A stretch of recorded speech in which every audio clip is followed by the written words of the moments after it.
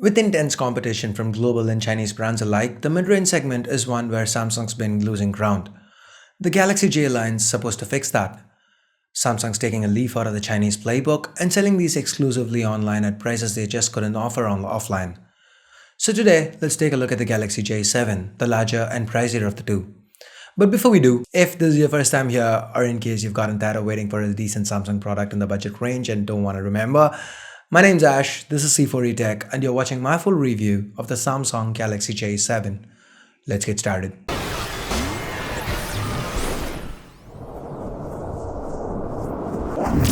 Let's start with the build.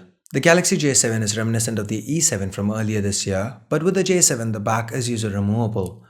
Here we have two micro SIM card slots, a micro SD card slot, and a user replaceable 3000 mAh battery. To the front, on top, we have something new, an LED light. Barring that, we have the earpiece, sensors, and a 5-megapixel front-facing camera, Samsung branding below, a 5.5-inch display, and the familiar physical home key flanked by capacitive recent apps and back keys.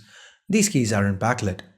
To the back, we have the LED flash, a 13-megapixel rear camera, and a speaker.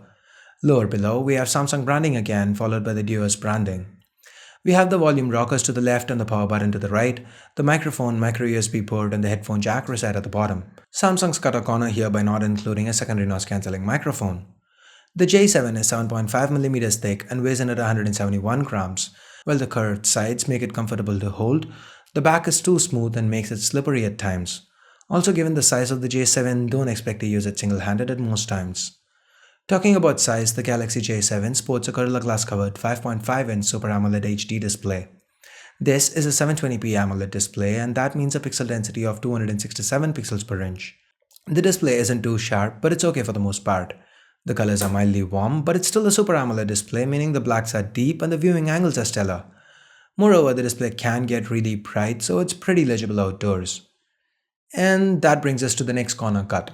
Samsung, in traditional Samsung fashion, failed to include an auto brightness sensor here, so you'd have to keep manually adjusting brightness all the time. Talking about sensors, Samsung's also failed to include a few other basic sensors. On the flip side, USB OTG is present and accounted for. Anyway, let's talk about the specs now. The Galaxy J7 is powered by a 64-bit octa-core Exynos chip. The one sold in India trades the Snapdragon 615 away in favor of the new Exynos 7580 chip. That's 8 Cortex A53 cores clocked at 1.5 GHz each, coupled with the Mali T720 MP2 GPU and 1.5 gigs of RAM. There's also 16 gigs of onboard storage with about 12 gigs available to the end user. The Galaxy J7 benchmarks quite well actually, provides better numbers than phones that we've seen having Snapdragon 615 inside, but without the heating. It even runs a lot of intensive games smoothly. And like I said, it manages to do so while not succumbing to heat issues. Samsung's chips are getting better these days. Nice. The audio levels via the rear speaker though are quite low. That being said, the call quality and audio via the 3.5mm headphone jack was pretty good. Now all this is powered by a 3000 mAh battery, and the battery life on this device was great. On a looping video playback test, the Galaxy J7 lasted a little over 11 hours before running out of juice. I constantly managed to get about 4.5 hours of screen on time with my typical usage. If that wasn't enough, Samsung's also thrown in power saving options, including the ultra power saving mode to help you get the most out of this battery. Anyway, let's now talk cameras. The Galaxy J7 has a 13 megapixel rear camera and a 5 megapixel front shooter. The rear camera performs decently. Images shot with it had ample levels of detail, the colors were quite right, and thanks to the wide aperture you can get some beautiful depth of field shots here. At times this camera did tend to overexpose images a bit though. Under low artificial lighting, the performance was again adequate. This camera can also shoot 1080p videos, and the videos turned out good, in line with the still image performance that we've seen. The 5 megapixel front camera uses a wide angle lens and produced similarly good results. Samsung's also thrown in an LED light here.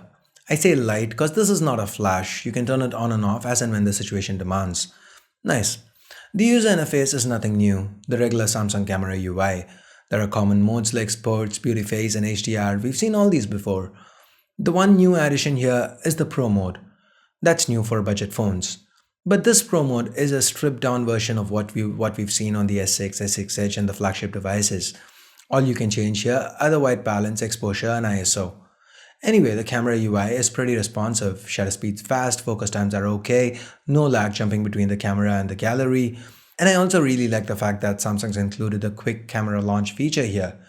This lets you double press the home key to launch the camera at any time. Moving on, the Galaxy J7 runs on Android 5.1 Lollipop with Samsung's new Touchwiz UI on top. This is the new Touchwiz, meaning performance is quite good.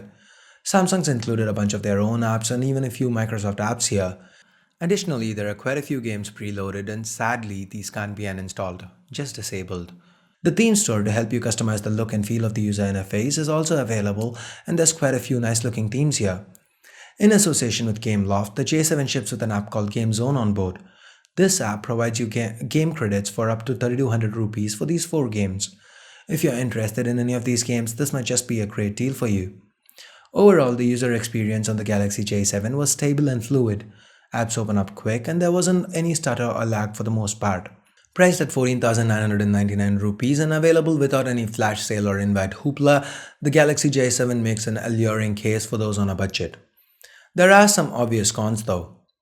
Lack of sensors including auto brightness, lack of a notification LED, low output levels via the internal speaker, lack of a secondary noise cancelling microphone, lack of a backlight for capacitive keys, and haptic feedback.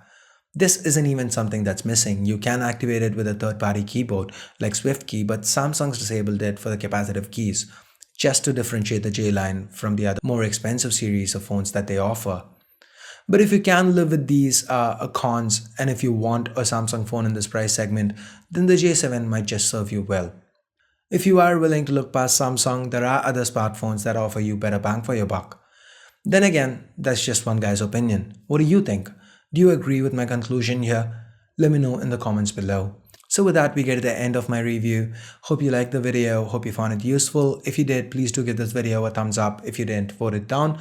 If you haven't subscribed already, please do.